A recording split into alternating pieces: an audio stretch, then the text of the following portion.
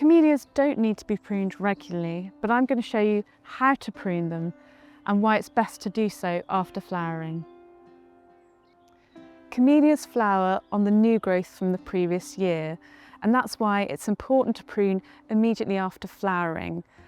If you prune later in the season, you'll be taking off the new growth and hence affecting the number of flowers you get the following year.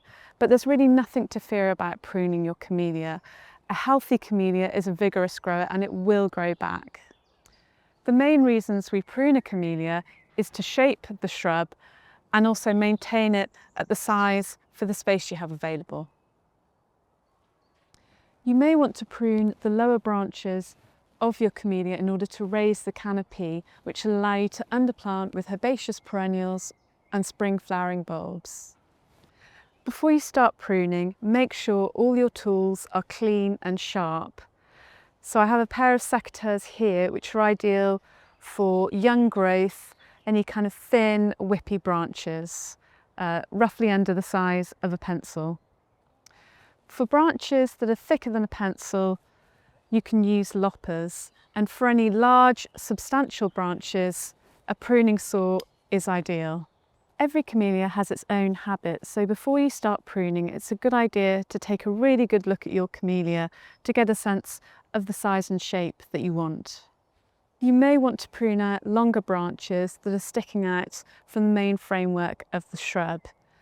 For larger branches like this, it's a good idea to prune in sections to avoid any snagging. And for the final cut, you want a cut that's close to the main branch, but not flush against it, so that you leave a collar that will heal over.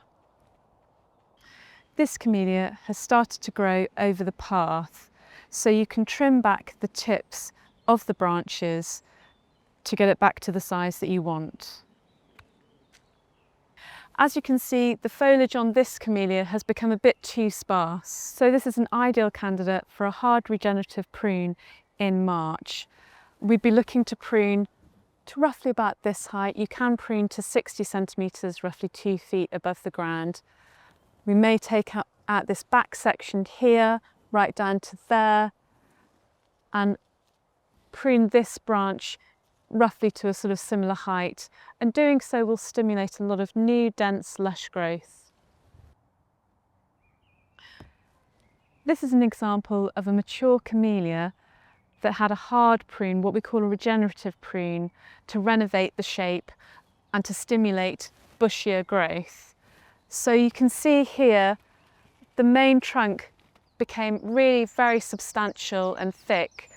So it was cut back to roughly 60 centimetres, 2 foot from the ground, and this stimulated all this really lush, dense, bushy growth, giving a denser habit to the shrub.